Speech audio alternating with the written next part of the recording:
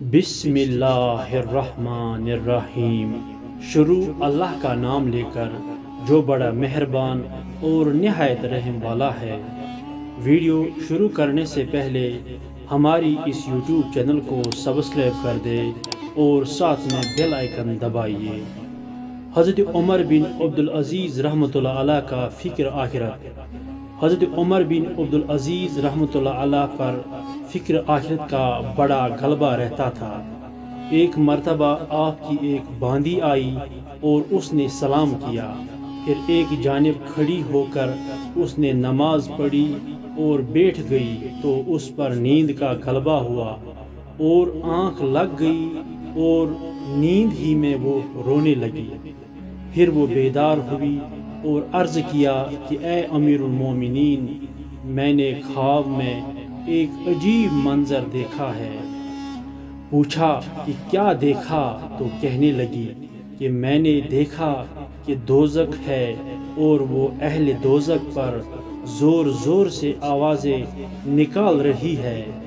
پھر پل صراط لایا گیا اور دوزخ پر اس کو بچھا دیا گیا۔ حضرت امیر المومنین نے کہا کہ پھر کیا ہوا؟ کہنے لگی کہ پھر امیر المومنین عبد المالک بن مروان کو لایا گیا اور پل صراط پر ڈالا گیا اور وہ کچھ ہی دور اس پر چلے تھے کہ پل صراط جھک گیا اور وہ جہنم میں گر گئے۔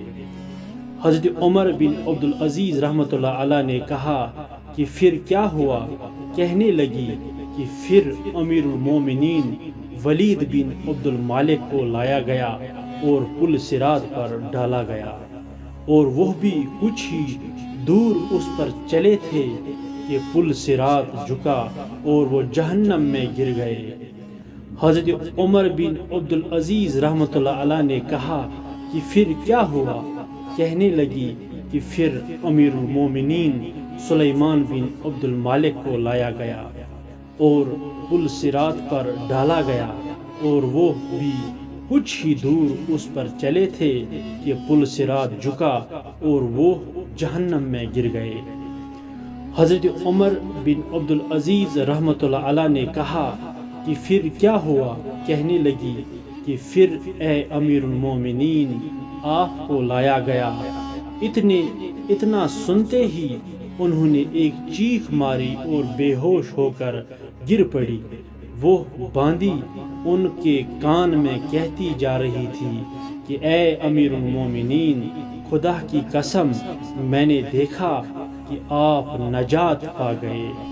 خدا کی قسم آپ نجات پا گئے۔